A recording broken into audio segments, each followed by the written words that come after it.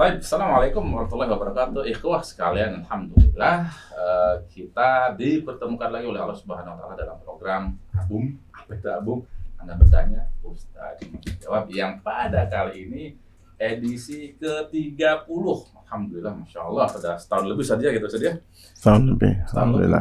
Dari awal pandemi kalau nggak salah, sudah edisi yang ke-30. Dan malam ini bertepatan dengan 6 Rabiul Awal 1443 Hijriah.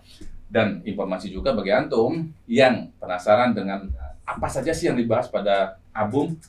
Nah, setiap video yang kami rilis di YouTube Bali Mengaji ada deskripsi, antum bisa lihat di sana permasalahan-permasalahan yang dibahas pada saat itu, sehingga mempermudah antum untuk menemukan apa saja permasalahan yang dibahas pada pertemuan di video tersebut. Tapi pada malam hari ini kita juga sudah ada guru kita di samping kita, Al-Ustaz Dr. Fauzi Hamid Basultona LCMPDI, yang alhamdulillah kebetulan beliau juga Ketua Komisi Fatwa MUI Bali. Jadi cepat banget nih bagi antum yang punya permasalahan menanyakan seputar permasalahan agama dengan beliau. Insyaallah beliau akan mencari tahu jawabannya dan akan dibahas oleh beliau juga di program Abum. Dan kebetulan juga beliau juga Ketua Komisi Dakwah Dewan Masjid Bali, Dewan Masjid Indonesia Provinsi Bali. Betul ya? Baik. Biar nggak berpanjang-panjang waktu, kita sapa dulu Ustadz kita, guru kita, Ustadz Fauzi. Assalamualaikum Ustadz. Waalaikumsalam warahmatullahi wabarakatuh. Dan malam ini antum diberikan kesehatan dan semuanya. Amin ya Rabb. Insyaallah. Baik Ustadz, sebelum kita mulai menjawab pertanyaan, mungkin antum ada dua patah kata untuk mulai Abum malam hari ini Ustadz. Bismillah, alhamdulillah, wassalatu wassalam ala rasulillah wa ala alihi wa sahbihi wa wala. Amma ba'd, ikhwas sekalian dan akhwat yang dimuliakan oleh Allah di mana saja antum berada. Ya, semoga Allah Subhanahu wa taala memberkahi waktu-waktu antum untuk terus mendekatkan diri kepada Allah Subhanahu wa taala. Sebagaimana tadi yang disampaikan, album kita ini sudah yang ke-30 dan mohon juga dari para ustadz juga barangkali yang mendengarkan ini, kalau ada kekeliruan ya boleh dikoreksi dan kami akan memperbaikinya. Ya, jadi mudah-mudahan ya apa yang kami sampaikan ini bermanfaat ya, terutama bagi diri kami dan keluarga dan antum semua, insyaallah seperti itu. Ya. Baik, kita ke pertanyaan pertama. Ini datanya dari Karawang, dari Akhilan. Beliau menanya 2 pertanyaan Ustaz. Pertanyaan pertama adalah lucu ya. Pertanyaan pertama, Ustaz, saya mau poligami tapi ibu kandung tidak memberikan restu dan izin. Bagaimana Ustaz? Itu yang pertama Ustaz. Yang kedua adalah dari pengertian mahram yang tidak boleh dinikahi, maka berarti istri bukan mahram dong. Nah, mohon dijelaskan Ustaz. Barakallahu fiik ya. Saudara Irlan ya, di Karawang, Masya Allah, di Karawang, Bekasi, biasanya dekat Bekasi ya. Jadi barakallahu fiik atas pertanyaannya ya, ibu Anda adalah orang yang paling dekat dengan Anda dan orang yang paling tahu keadaan Anda ya, maka ya dengarkan nasihatnya ya, insya Allah bermanfaat bagi Anda. Dan ketika ibu Anda melarang Anda poligami, ya pasti dia tahu kelemahan Anda ini. Jangan-jangan Anda ini bosan ya dengan istri pertama, lalu ya kan banyak ya faktor orang ingin poligami itu banyak sekali ya. Jadi jangan hanya sekedar hawa nafsu kemudian berpoligami lalu keluarga berantakan. Sangat sedikit ya, orang yang mampu berpoligami dengan baik itu sangat sedikit ya. Bahkan dari kalangan orang-orang yang mengerti agama, setelah poligami justru berantakan. Jadi ya, apa yang dinasihatkan oleh ibu Anda dengarkan, insya Allah ya bermanfaat. Pasti ya ibu Anda tahu tentang diri Anda, tahu tentang anaknya, bagaimana karakter anaknya, karena beliaulah yang mengerti kita ini ya. Maka taati ibu Anda ya, Anda akan selamat insya Allah, seperti itu. Kecuali kalau misalnya ada faktor-faktor yang barangkali yang menyebabkan Anda harus poligami. Barangkali belum punya keturunan, ya, atau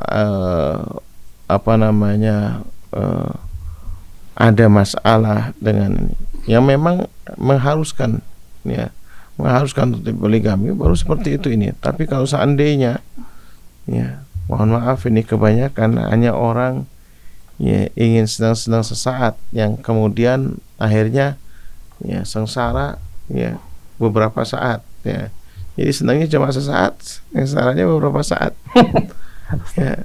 Dan naudzubillah min dzalik, kalau seandainya kemudian nggak ada yang didapat, ya, di istri kedua nggak dapat, ya, di istri pertama berantakan, keluarga akan menjadi berantakan. Naudzubillah min dzalik. Dan itu paling banyak. Memang luar biasa, poligami ini diizinkan oleh Allah Subhanahu wa taala untuk orang yang kuat dan yang mampu memang.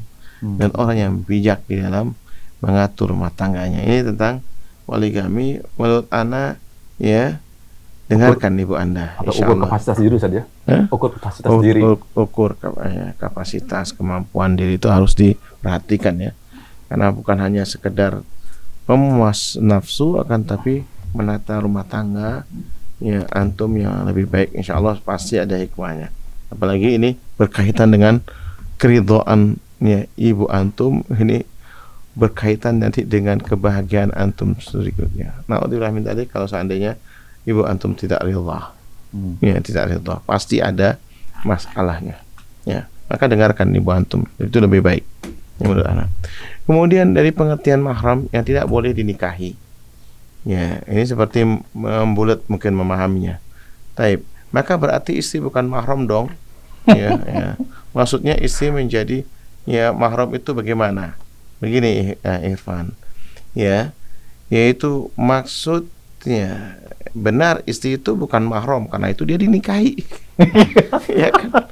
Kalau istri antum itu saudara antum nggak boleh dinikahi. Iya. Ya, karena bukan mahram itu, ya, justru, ya, ya, karena itu boleh dinikahi. Ya, yang namanya mahram itu yang diharami dinikahi.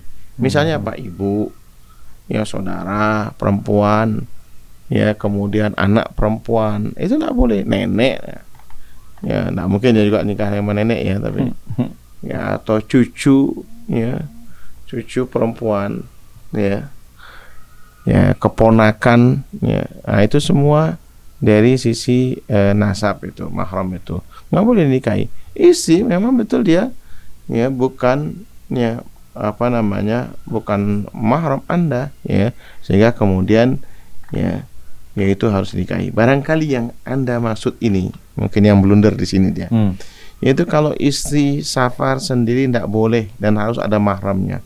Anda sebagai suami adalah sebagai mahramnya, artinya yang menemani dia. Nah, itu ininya. Jika Anda katakan bahwa istri Anda seperti ibu Anda, nah, ini yang kedua, ini permasalahannya. Maka, ya, kalau mengatakan istrinya, istrinya, engkau seperti ibuku, maka Anda mengharamkan istri Anda karena posisinya seperti mahram, ibu Anda itu adalah mahram. Ini hukum zihar, Anda haram, ya, kemudian berhubungan dengan istri Anda sampai Anda, ya, kemudian memerdekakan budak, kalau tidak mampu puasa 2 bulan berturut-turut, kalau tidak mampu kemudian memberi 60, ya, orang miskin, memberi makan 60 orang miskin. Sampai itu ini, ya. Kalau tidak mampu terus ini, baru Anda kemudian halal kembali. Ya. Seperti, ya, kisahnya Haulah binti Tha'labah, ya, yang mengadu kepada Rasulullah SAW di surah Al-Mujadilah ini. Ya, yaitu suaminya mengatakan, ya, engkau seperti punggung ibuku. Yang kemudian Haulah mengadu kepada Rasulullah SAW. Sehingga dia haram hukumnya, jadi mahram dia, haramnya. Langsung berubah jadi mahram, Ustaz? Ya, jadi berubah jadi mahram dia karena karena memang ibaratkan seperti ibunya gitu, ya. Iya. Atau juga, ya, la qadarullah, misalnya Anda sampai mencerai istri Anda sampai 3 kali. Ya, cerai yang pertama dan yang kedua namanya, ya, yaitu rujuk, bisa boleh rujuk, ya. Talak raja'i namanya. Ya, talak yang kemudian boleh rujuk. Kalau sudah yang ketiga namanya talak bain. Nah, itu jadi mahram itu. Itu diharamkan Anda menikah lagi sampai istri Anda menikah dengan orang lain. Nah, barangkali yang antum blunder di sini yaitu ketika yang dimaksud pertanyaan antum ini ketika seorang istri harus pergi dengan mahramnya. Ya. Itu ketika safar maksudnya ditemani. Ya, ditemani oleh Anda sebagai suami atau saudara laki-lakinya. Ya, atau yang lainnya. Wallahu a'lam bishawab. Baik Ustaz, Masya Allah, jazakallah khairan atas penjelasannya. Dan kita ke pertanyaan kedua Ustaz. Ini dari Ummu Rafif di Denpasar. Pertanyaannya, Assalamualaikum Ustaz, izin bertanya. Ustaz, bagaimana hukum buang gas saat sholat bagi penyandang stoma atau operasi ostomi? Padahal nggak paham Ustaz. Ya, nanti Anda jelaskan. Oke. Apakah membatalkan wudhu? Karena memang penyandang stoma tidak memiliki kemampuan untuk mengendalikan keluarnya gas atau kotoran dari stoma tersebut. Mohon penjelasan. Barakallahu fiik. Ya, ini yang namanya stoma ini ya. Jadi ostomi itu merupakan satu jenis tindakan operasi yang diperlukan dengan membuat lubang stoma ya pada bagian tubuh tertentu ya, barangkali ini maaf ini yaitu gangguan di saluran kencingnya atau di saluran tinjaknya sehingga dia tidak bisa lewat situ. La qadarullah. Jadi nggak ada rasa keluar masuknya itu nggak tahu. Jadi dia dibuatkan. Jadi biasanya kadang-kadang dari lahir, kadang-kadang dia kena kanker di duburnya. Makanya hati-hati ya juga. Ya terutama ambeien ini juga nih yang kadang-kadang ya, tapi ambeien juga biasanya diambil ya, bukan ini, tapi yang ini biasanya kanker. Ya, kanker di dubur yang kemudian akhirnya dibuatkan saluran di sini ya. Bagian tubuh tertentu bagi penderita keganasan pada saluran cerna usus besar ya, di usus besar atau saluran kemih sehingga kehilangan kemampuan untuk buang air besar atau buang air kecil secara normal. Dibuatkan stoma itu. Nah, ini alhamdulillah ini ya, katanya antum bilang di MUI ini kita kebetulan ada fatwa MUI. Ya. Ya, fatwa MUI tahun 2009 nomor 7 tentang sholat bagi penyandang stoma atau ostomati. Sudah ada fatwanya Ustaz ya dari dulu. Sudah ada ini. Jadi ya, apa namanya? Itu tadi stoma ada pengertiannya, yaitu kemudian terkait dengan setiap orang yang mukallaf dia harus diwajibkan ya menunaikan ibadah sholat. Oleh sebab itu MUI, kemudian MUI Indonesia ini yaitu mengingat yaitu beberapa firman Allah misalnya fattaqullaha mastata'tum ya, maka bertakwalah kalian dengan kemampuan kalian. Artinya kita ketika diperintah oleh Allah untuk mengerjakan satu ibadah, kerjakan semampunya. Jangan memaksa diri saja. Jangan memaksa diri. Ya, memaksa diri. Jangan. Atau juga sabda Rasulullah SAW, idza amartukum bisyai' fa'tu minhu mastata'tum. Kalau aku perintahkan kepada engkau ya, kepada kalian, kata Rasulullah SAW, maka kerjakan semampunya. Ya. Lalu apa? Ya, muncullah kemudian qawaid fiqhiyah. Ya, ad-darurah tubihul mahdhurat. Ya. Yang namanya darurat ya membolehkan hal-hal yang dilarang. Ya, hal-hal yang dilarang. Kemudian idza dhaqal amru ittasa'ah. Ya, kaidah yang lain, kalau seandainya ya ada satu perkara yang sempit, dia akan menjadi luas. Nah, orang yang penyandang stoma ini dia kan kebingungan dia bagaimana ini, karena gasnya ya mohon maaf ini biasanya kita keluar dari dubur ya, ini kan dari gasnya itu keluar dari saluran itunya yang dibikin di lubang itu ya, dibikin lubang itu. Maka ya hal yang seperti ini nih ya dibolehkan ketika darurat ini. Ya kan. Nah, ini kemudian ada dinukilkan juga pendapatnya Imam Nawawi rahimahullah. Wa hukmu ya salisil baul wal madhi wa man bihi hadatsun daim. Ya. Hukum bagi orang yang beser ya, beser dan mudah keluar madhi ya, dan orang yang tidak mungkin bersuci ya. Wajarah ya, orang yang juga luka ya, luka, hukmul mustahadhah ala ma sabaq ya, dihukumi seperti orang istihadhah Bagaimana orang hukum istihadhah ini? Jadi begini, ya, Umur Rafi ya tadi ya namanya. Umur Rafif. Ya, Umur Rafi ya. Jadi ya anti ya, ini beritahu kepada orang penyandang ini, yaitu boleh ketika ibadah itu misalnya ini dihukumi hukum mustahadhah ini. Orang mustahadhah itu orang yang punya penyakit di haid. Keluar darah terus-terusan. Jadi dia darah terus-terusan sudah di luar dari haid. di luar daripada haid itu. Jadi dia boleh mendekatkan antara sholat duhur dengan asar. Jadi supaya dia sekali wudhu, ya kemudian nunggu diakhirkan duhur, kemudian kalau dia memang penyakitnya ini tidak bisa dihindari. Bukan di jamak, Ustaz? Bukan di jamak dia. Namanya istilahnya jamak suri. Misalnya asarnya jam 3, zuhurnya sampai jam, pokoknya didekatkan gitu. Didekatkan gitu. Jadi sholat di waktunya, kemudian di ini. Ini yang kata Imam Nawawi rahimahullah, dihukumi seperti ya orang yang mustahadhah. Kalau barangkali ya ini ostominya, operasi stomaknya ini memang dia bisa membatalkan wudhu kalau memang itu dirasa adalah gas yang keluar yang membatalkan wudhu. Ya. Dan dia memang juga tidak memiliki kemampuan untuk mengendalikan keluarnya gas atau kotoran dari stoma tersebut. Ya. Jadi kalau seperti ini sudah memang tidak bisa dibedakan nih, sudahlah. Ya, ad-darurah tubihul mahdhurat. Ya. Jadi yang namanya darurat antum sudah biasa kan keluar dari situ. Dia biasanya ada kantongnya dia. Ada kantongnya di sini. Beda dengan orang yang punya kateter saja, yang pakai kateter beda ya? Beda dia, kalau kateter kan biasanya memang orang yang mau akan operasi diberikan ini. Ya kurang lebih itu kan masih diharapkan bisa sembuh. Kalau ini sudah dibuatkan lubang, lubang, ya dibuatkan lubang dia, nah, seperti itu. Dan inilah maka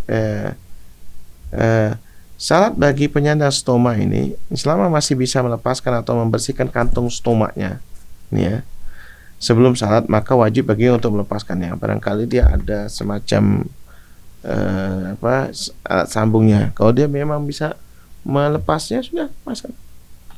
Ya, lepaskan. Artinya dia bisa mengontrol untuk ini ya. Tapi kalau seandainya tidak mungkin untuk melaksanakan ketentuan pada yang tadi disebutkan, tidak bisa ini, maka dia dianjurkan berwudu ya setiap akan melaksanakan sholat fardu.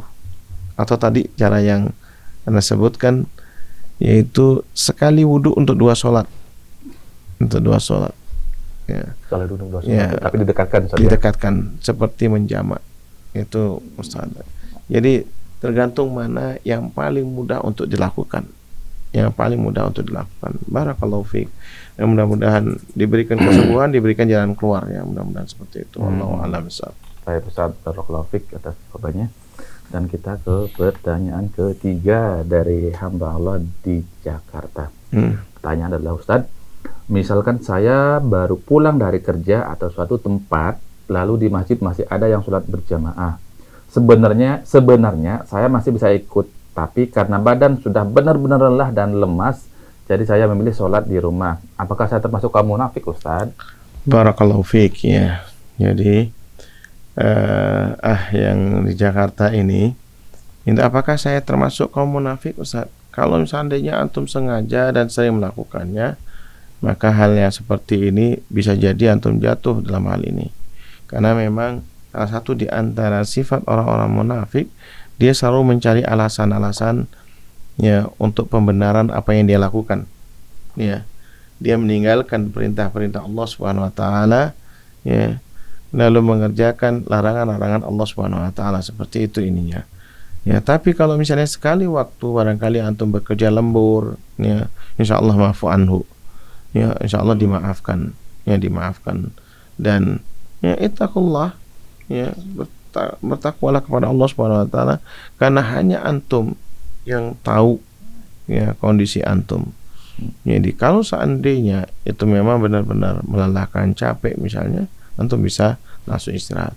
Tapi sebaiknya memang ya upayakan ya upayakan untuk tetap berjamaah di masjid, ya, karena hal-hal yang demikian ini di samping ya berpahala besar dan itu merupakan kewajiban bagi kita kaum laki-laki untuk beribadah sholatnya di masjid 5 waktunya, jangan sampai ditinggalkan.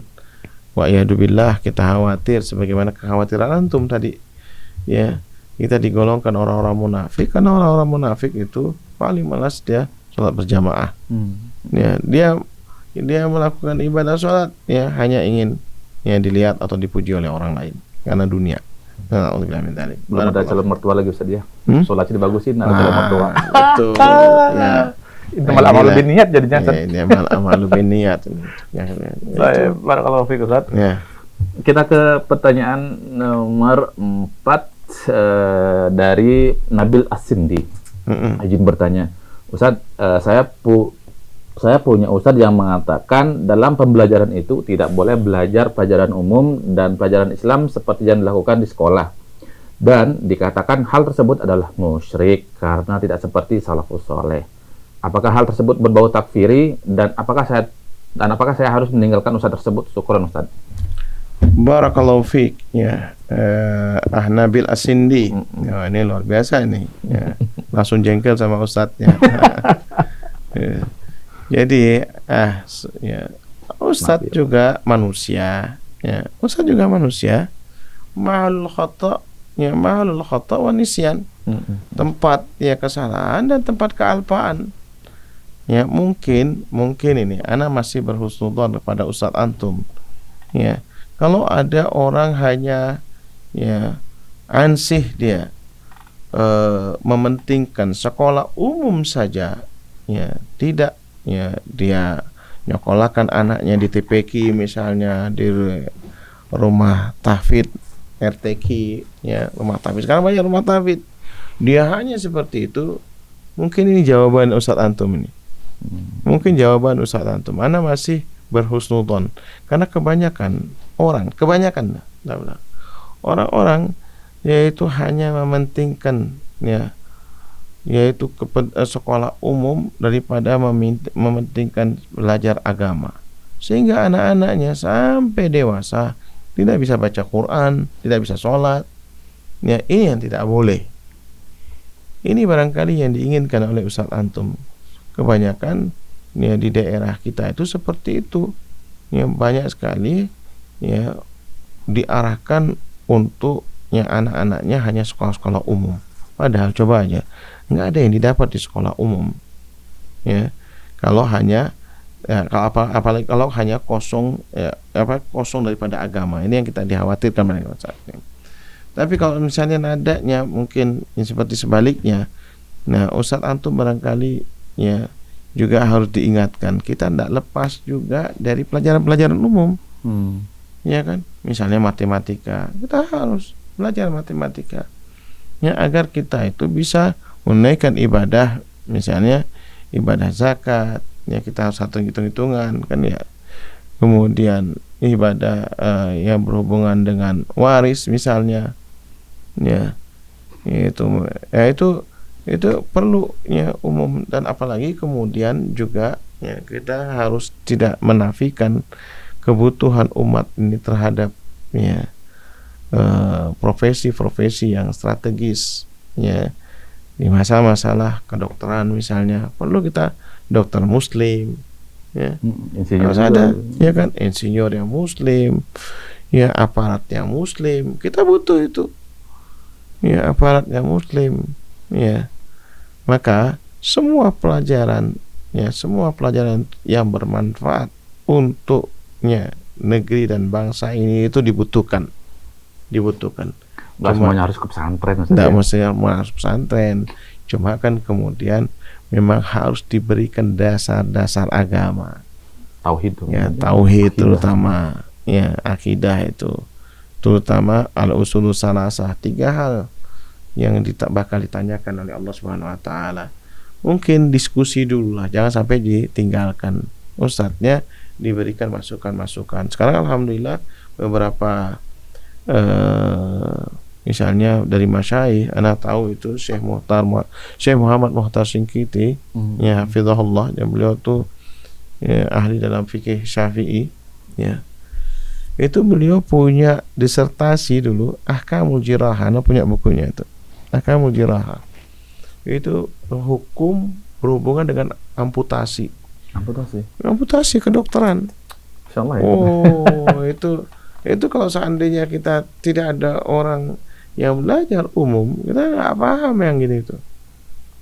Ya, makanya perlu ya juga ilmu pelajaran umum itu juga diperlukan, dan termasuk juga ayat-ayat kauniyah. Ya. Ayat-ayat kauniyah. Sekarang kita ini diberikan karunia yang begitu besar oleh Allah Subhanahu wa taala di negeri kita. Ya. Ya, yaitu lahan SDA, sumber daya alam yang begitu besar. Ya. Ini karena kemudian bangsa ini dirasa kurang banyak yang mampu, akhirnya impor tenaga kerja. Nah, ini yang kita sangat sedih. Ini sangat sedih sekali. Ya. Ya, naudzubillah min dzalik. Ya, naudzubillah min dzalik, kalau mereka akhirnya bercokol, enggak mau tinggal, dilihat sumber daya alam kita ini besar, dia dicuri. Kenapa? Mohon maaf ini, karena kekeliruan tokoh-tokoh agamanya hanya ya mengarahkan hanya belajar agama saja, padahal kita diperintah untuk mengelola ya kekayaan alam yang Allah berikan. Itu adanya di pelajaran umum. Di pelajaran umum. Alangkah baiknya kalau kemudian 50-50, pelajaran umumnya ya 50%, pelajaran agama juga 50%, seimbang. Ya, seimbang. Sehingga apa? Ya, kita bisa beribadah kepada Allah Subhanahu wa taala dalam tauhid uluhiyah. Kita mensyukuri nikmat Allah, ya, yaitu berkenaan dengan tauhid rububiyah. Ini kan semuanya berkenaan dengan tauhid juga. Ya, dengan tauhid. Itu cara pandang ulama kita, bagaimana kita ya mensyukuri nikmat Allah, yaitu dikelola dengan baik. Ya, jangan sampai kemudian kita ini kufur terhadap nikmat Allah Subhanahu wa taala. Salah satu kufur nikmatnya kita sia-siakan karunia Allah tuh. Wa daraballahu masalan qaryatan kanat aminah mutmainnah ya'tiha rizqan ragadan min kulli makan. Allah sebutkan di surah An-Nahl itu ayat 112 itu. Allah memberikan perumpamaan satu negeri yang aman, tentram, ya, sentosa, yang rezekinya rogot itu artinya berlimpah ruah dari segala penjuru. Di negeri kita ini Indonesia ini, pertanyaan yang keliru kalau ya kurang tepat lah, bukan keliru. Kalau pertanyaan ada tambang apa di negeri kita? Ya, Semua kan? ada, Ustaz. Semua ada. Jadi pertanyaan yang tepat itu, tambang apa yang tidak ada di negeri kita? Semuanya ada. Semuanya. Tambang apa yang tidak ada di negeri kita? Semuanya ada. Ya. Tapi masalahnya fakafarat bi an'umillah, ya, kufur terhadap nikmat Allah Subhanahu wa taala. Salah satu bentuk kufur yaitu tidak beribadah kepada Allah Subhanahu wa taala, barangkali ya karena hanya tadi itu Ustaz antum mungkin mengingatkan antum ya, yaitu umatnya seperti itu hanya cari dunia saja, tidak memikirkan, itu keliru juga. Ya, kufur. Atau belajar agama saja kemudian tidak belajar ininya. Akhirnya apa? Dirampok ya hatanya. Karunia kita ini dirampok, dihabisi. Ya, kita cuma gigit jari nih. Ya, seperti dulu ya pantun yang guru TK kita, ada 2 ekor kelinci rebutan roti, datang kepada seekor monyet. Ya, minta diadili, ditimbang-timbang, yang sini berat dimakan, yang sini berat dimakan, akhirnya habis nih. Ya, kita ini ibarat kelinci. Naudzubillah min dzalik. Ya, mereka perampok itu monyet. Ya, ini karena keluguan kita, kekeliruan kita, tidak boleh ini. Ya, tidak boleh. Jadi kita harus seimbang ya antara umum dan ini. Dan kalau bisa antum jangan tinggalkan ustadznya, diberikan nasihat juga. Antum berhak untuk menasihatkan. Berhak dong. Ya, ustadz itu manusia juga. Jika ustadznya menerima, kalau nggak terima gimana? Dan Ustadz? jangan sampai ya betul ya, tapi ya biasa kalau misalnya alhamdulillah kalau dia menerima. Kalau enggak ya diberikan nasihat, ya diberikan nasihat, akan disampaikan ini. Dan jangan juga menjudge ya, yaitu takfiri, ini berat sekali ya.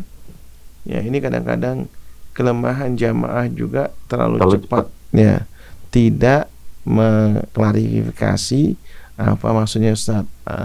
Antum ngomong seperti ini. Alhamdulillah murid-murid ana semuanya berani sama ana. Artinya berani mengoreksi. Karena Anda sudah membuka diri. Kalau keliru kita namanya manusia.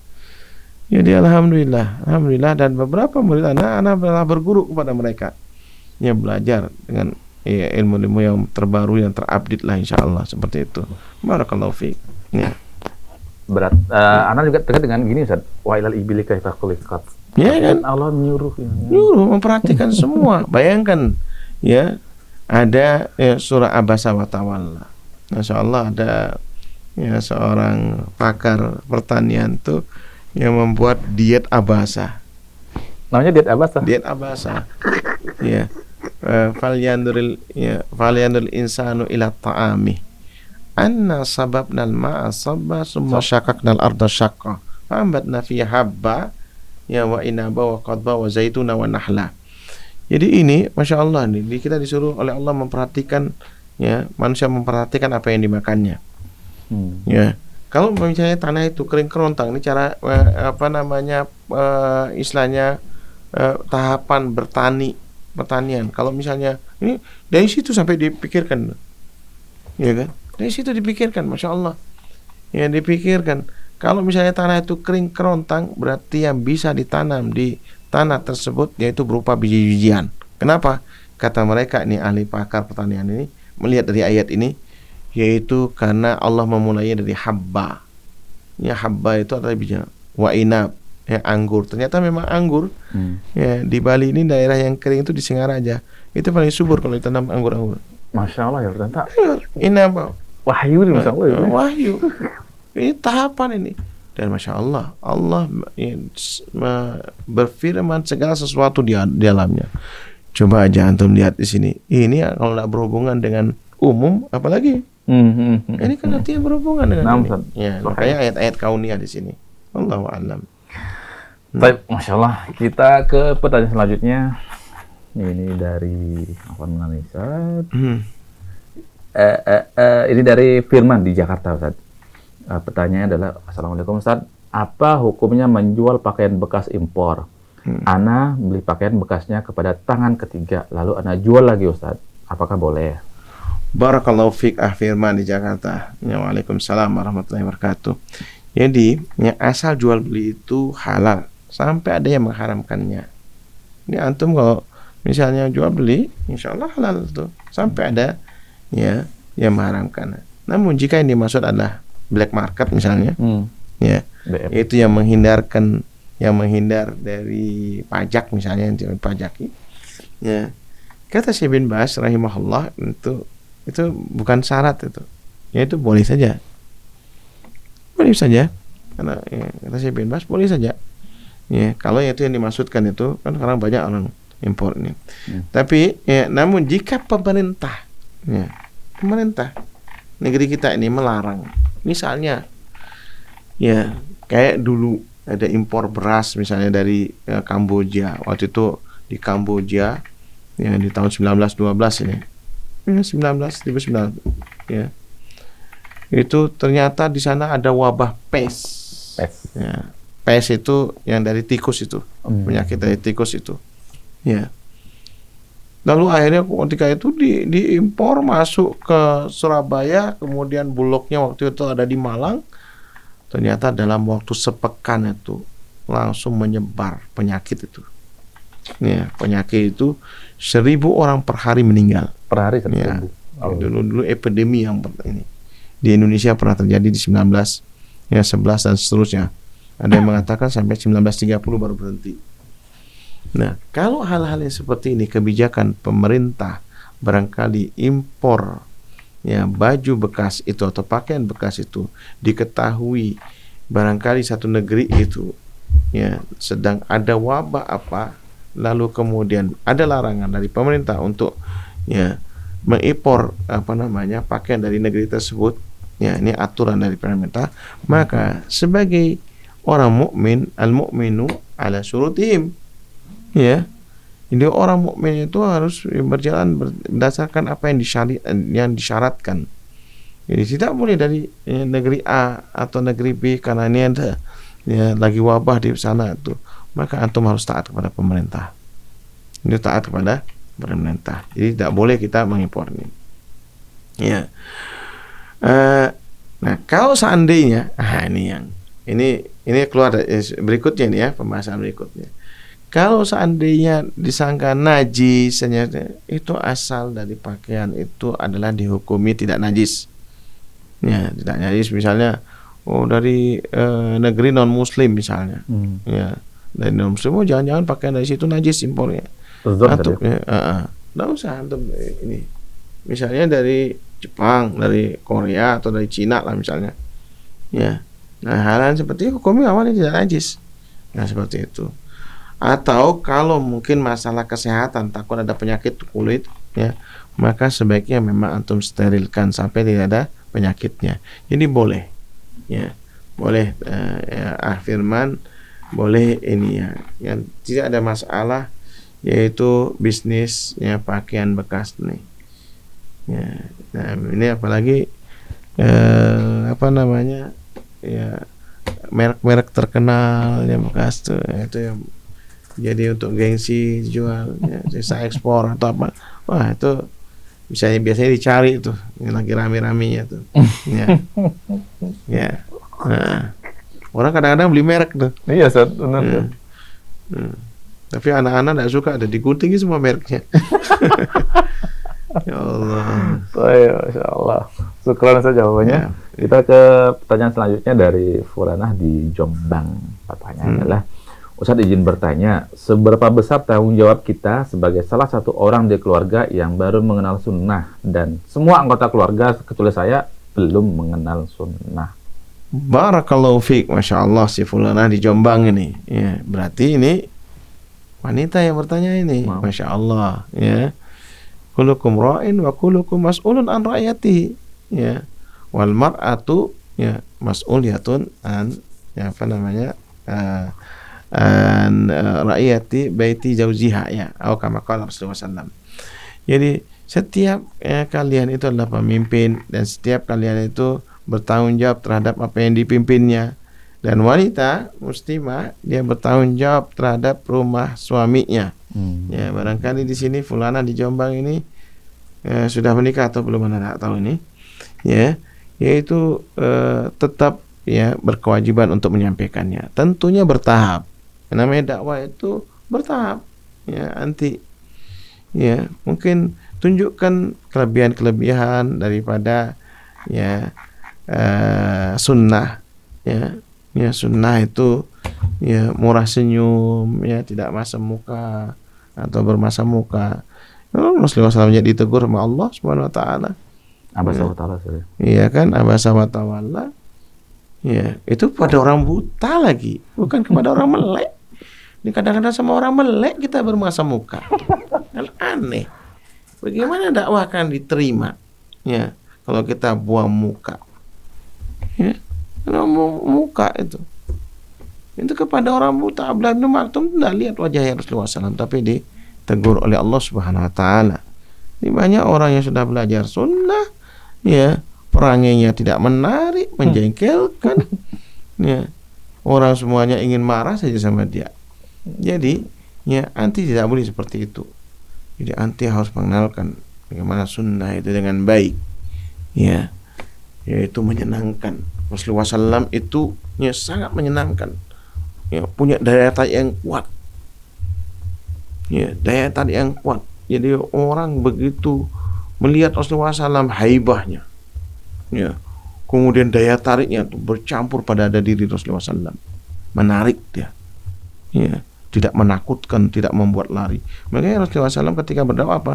Selalu mengingatkan, yasiru wala tu'asiru wala tu'nafiru, ya, bikin permudah, jangan bersulit, ya, dan jangan membuat orang itu lari, ya, jangan buat orang lari. Bertahaplah anti, ya, dalam berdakwah. Rasulullah SAW berdakwah selama 23 tahun, ya, kita baru belajar, kadang-kadang sudah ya kaku, keras, ya, tidak ya tidak ada tasamuhnya, tidak ada toleransinya.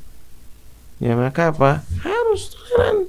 Ya, harus toleran. Lihat ini, bertahap, dan Allah Subhanahu wa taala akan memberikan hidayah kepada siapa yang dikehendaki oleh Allah Subhanahu wa taala. Ya, Allah lah yang lebih tahu siapa yang berhak untuk mendapatkan hidayah.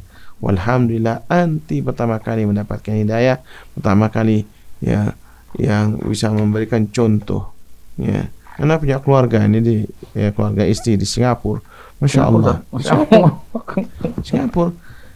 Beliau ini kakak tertua, ya, perempuan, ya, Masya Allah, ya hafidhahullah, ya, kenal salaf itu dari radio Hang FM Batam.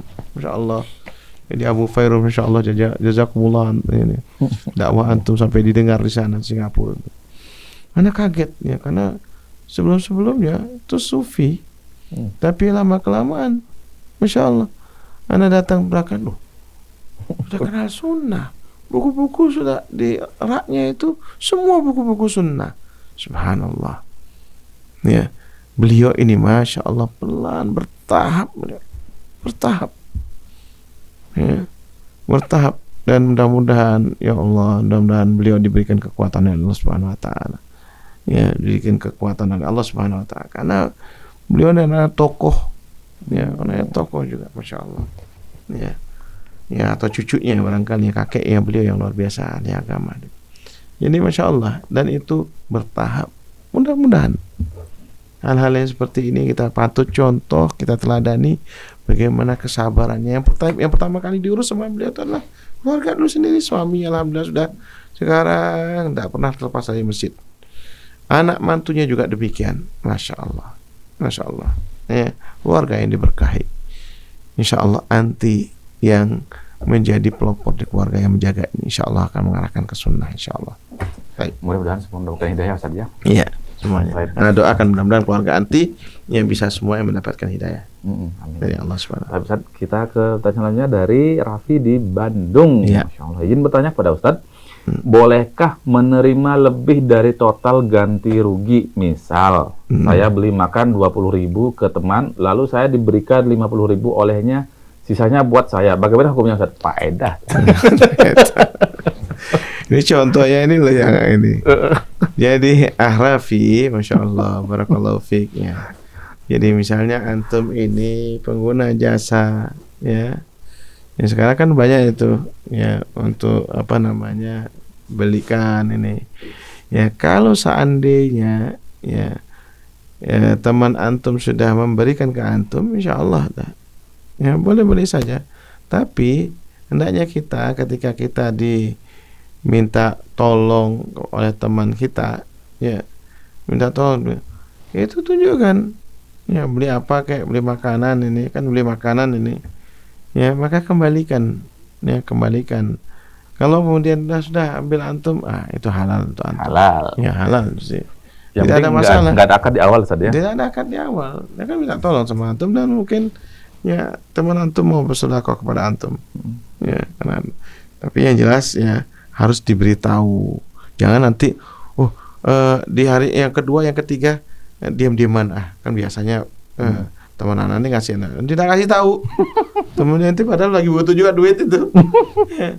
Tapi antum kembalikan. Kalau dia ambil ya sudahlah. Ya antum dapat pahala saja, kan gitu.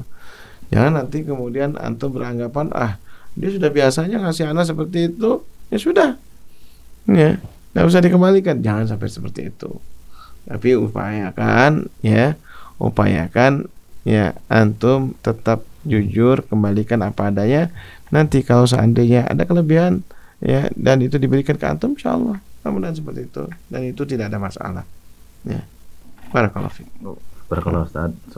Kemudian kita ke AM Syamsiah kayaknya mahar atau akhwat lah. Izin bertanya, Ustaz, apakah anak bawaan bapak, anak sama ibu, arti saudara tiri saja, saudara tiri, berhak atas harta almarhumah ibu saya? Dan apakah saya berhak atas harta almarhum bapak saya karena saya tidak dibagi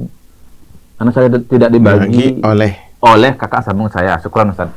Barakallahu fiik. Ya, jadi anak bawaan bapak, ya, Ya, tidak ada hak atas harta ibu tiri. Nggak ada dia. Nggak ada hubungannya dia. Ya, kecuali jika si bapak meninggal duluan, kemudian disusul kematian ibu tiri sebelum dibagikan harta warisnya. Jadi dia ini misal hartanya belum dibagi nih, ya. Karena itu nanti kan bercampur baur dia. Kan tinggal satu rumah, ya. Ketika misalnya ya anak sambung ini, ya bapak misalnya janda sama duda nikah nih, sama masing-masing bawa anak, ya masing-masing bawa anak. Jadi ya kalau misalnya yang meninggal salah satu, maka yang meninggal salah satu yang kebetulan juga anak tiri dari dua belah pihak, yaitu bagian dari bapaknya dari bapak dan ibunya masing-masing dia. Ya.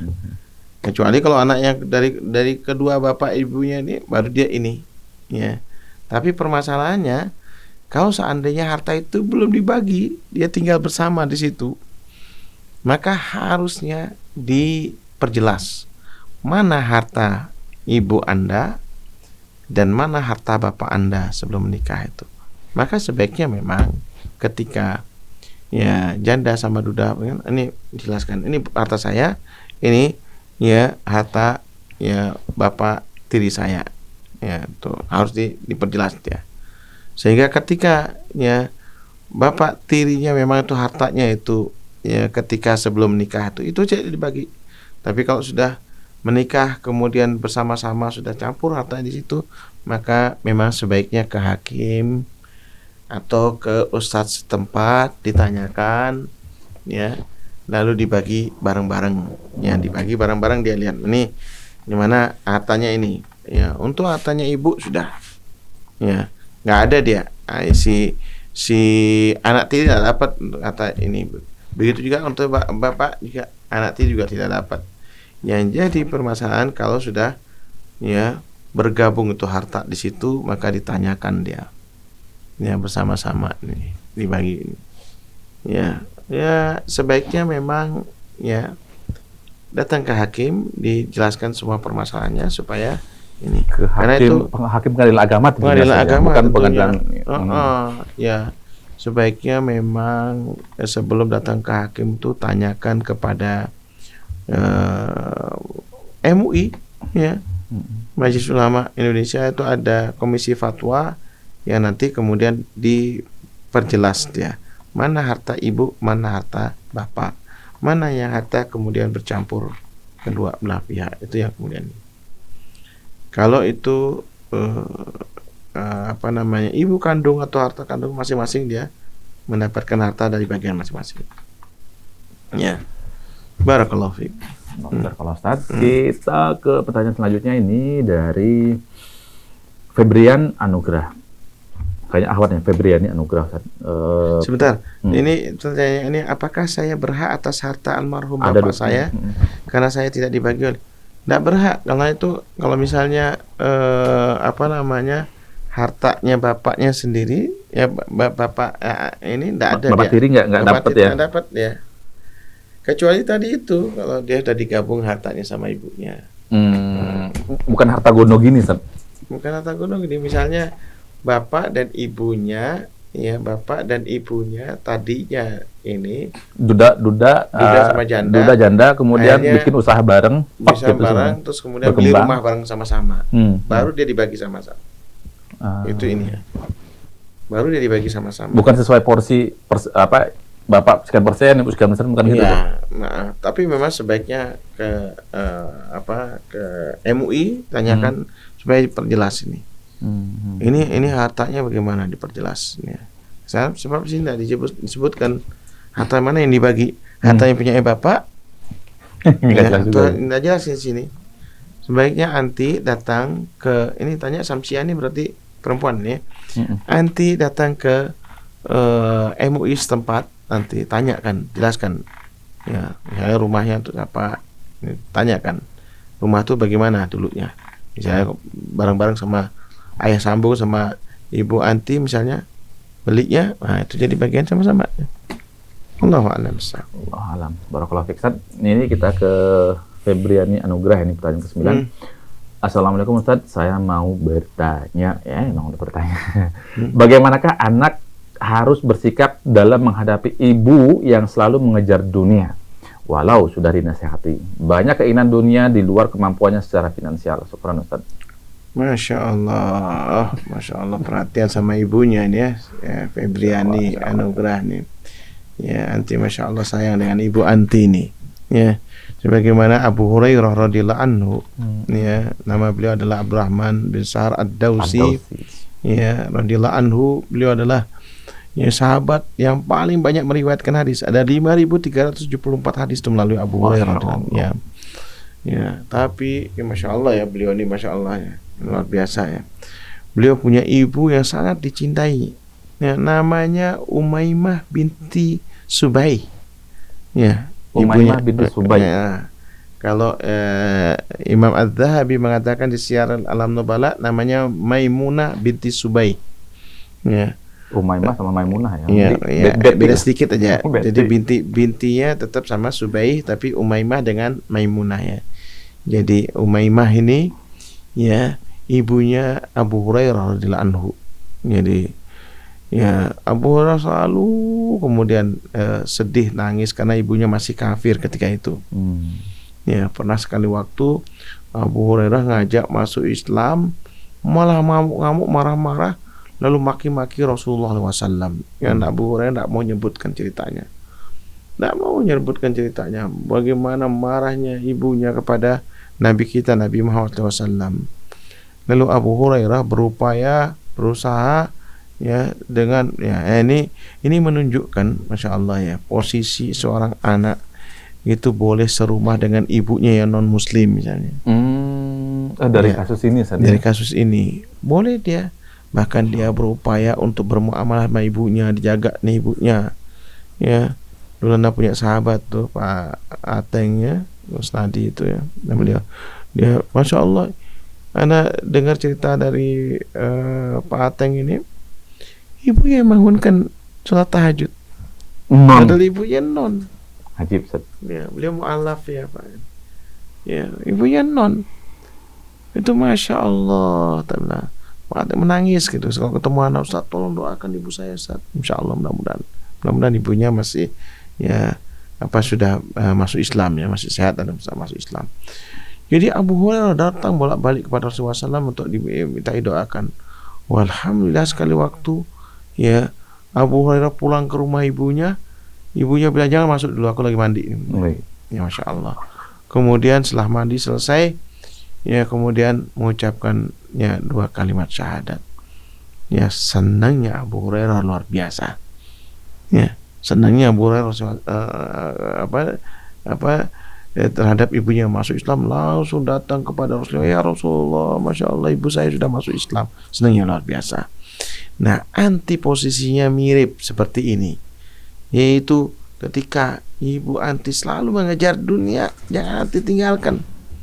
Berikan posting nasihat-nasihat usaha-usaha yang bermanfaat. Mungkin wallahu alam, kadang-kadang dia lagi bete, barangkali dia lagi sedih, nanti akan mendengarkan tuh. Kirim saja. Ya.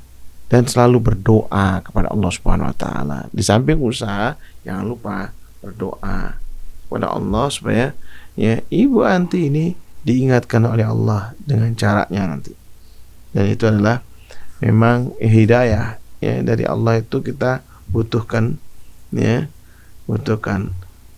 banyak ya keinginan ya, dunia di luar kemampuan secara finansial. Kasih ya pemahaman, ini pemahaman yang paling sederhana. Bu, kasih tahu Bu, ya menikmati tidak mesti harus memiliki. Betul, Ustaz. Itu ya kan, apalagi sekarang ada Grab, aplikasi semua ada, tinggal aplikasi aja. Mau naik mobil apa Bu? Sebentar saya lihat. Ini. Kita disopirin lagi. Disopirin lagi. Alhamdulillah sekarang dengan kemudahan-kemudahan. Ya kan? Mungkin Anti harus mengajak dia jalan-jalan. Ayo cuci mata yuk. Cuci mata misalnya ke toko, ibunya ingin TV, ya TV Bu, bisa foto Bu, pasang status, bukan kemudian kita ini ya. Jadi dan juga ya menghiburnya. Aduh, harganya segini Bu, ini. Nah itu, makanya kita harus pandai-pandai ya bagaimana caranya ya melunakkan hatinya, Nah mesti harus itu. Tuh kan Bu, ya, kita ada lihat tuh, ya tuh rusak, berapa biayanya kalau rusak tuh? Ya karena harus seperti itu ini ya. Dan harus diajak berdialog, berpikir bagaimana.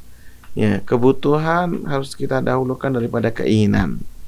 Ya, keinginan ya harus kita jadikan mimpi, ya, mimpi besar yang kemudian ya tidak mesti harus dimiliki. Ya, tidak mesti harus dimiliki. Menikmati tidak mesti harus dimiliki. Wallahu a'lam bishawab. Masya Allah, Ustaz. Tapi Ustaz, kita ke pertanyaan selanjutnya. Ini dari Yusuf. Assalamualaikum Ustaz. Ana mau bertanya, bagaimana cara mengatasi diri ini di saat sedang futur? Masya Allah, Yusuf ya. Jadi futur itu sifat manusia, ya biasa terjadi. Karena namanya al-iman yazid wa yanqus. Ya, al-iman sendiri itu yang ada pada diri kita ini, itu kadang bertambah, ya kadang berkurang. Bertambah dengan ketaatan, ya berkurang ya dengan kemaksiatan. Para sahabat dulu pernah mengadukan kepada Rasulullah SAW. Abu Bakar radhiyallahu anhu dengan Umar ya pernah bercerita, ya Rasulullah, kalau kita kumpul dengan antum ini kayaknya surga neraka ada di hadapan. Sama kayak sekarang mungkin ketika pengajian, kayak surga di depan. Ya, kayak surga dan neraka itu dari depan kita kan itu.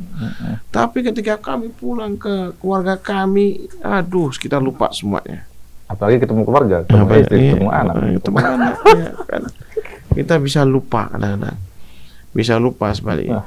Maka yang diperintah ya oleh ajaran agama kita ini, kita harus datang ya berteman dengan orang-orang yang soleh, ya kan? Seperti yang kita minta di keseharian kita di surah Al-Fatihah, ihdinas siratal mustaqim. Ya Allah ya Tuhan kami, tunjukkan kami jalan yang lurus, jalan yang istiqamah. Ya, jalan yang lurus yang istiqamah. Istiqamah bagaimana terhadap agama? Jalannya bagaimana? Siratal ladzina an'amta 'alaihim. Ya, yaitu jalan yang telah Engkau berikan nikmat. Ya, Allah Subhanahu wa taala menyebutkan ya di surah An-Nisa ayat 69, wa may yuti'illah wa rasul fa ulaika ma'al ladzina an'ama Allahu 'alaihim minan nabiyyin wasiddiqin wa syuhada wassalihin. Ya, 3 sudah meninggal semua nih. Ya, para nabi, para sahabatnya Nabi sudah meninggal, para syuhada yang orang yang mati syahid. Ya, kemudian wassalihin ya ada yang sudah meninggal, ada yang masih hidup. Ya, kata Allah di ujung ayat ini apa?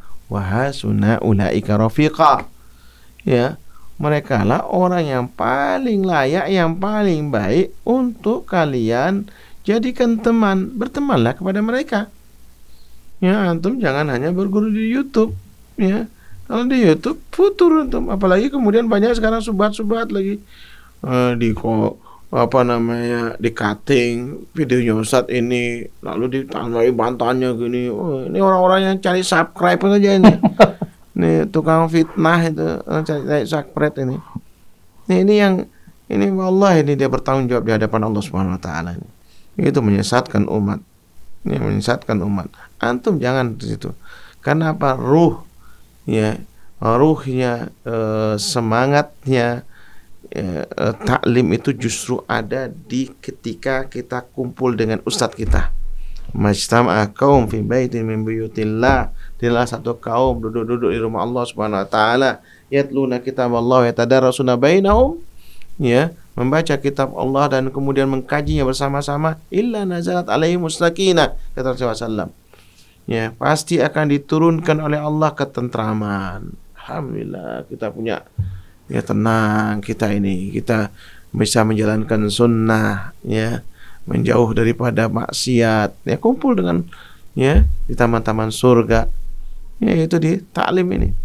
Ya, wa ghasyiyatuhumur rahmah, ya, timbul kasih sayang kita, ketemu si fulan, ketemu si allan, ya, mungkin yang perempuan fulanah dengan allanah, ya, antum lihat itu, ya, mau senang kita berkumpul dengan mereka ini. Ya, wa haffat alaihimul malaika, ya para malaikat ya yang ditugaskan oleh Allah menghadiri taklim itu, mereka mengerumuni dan mendoakan kita di sana. Timbul rasa semangat nih, ya, yang menghilangkan futur itu caranya seperti itu, taklim, ya. Jadi jangan sampai juga cepat marah sama ustadznya gara-gara kita berbeda pendapat, ya. Langsung ustadznya disangka-sangka kayak tadi takfiri misalnya. Jangan antum tanya. Imam Syafi'i rahimahullah ada seorang muridnya itu, lupa muridnya itu.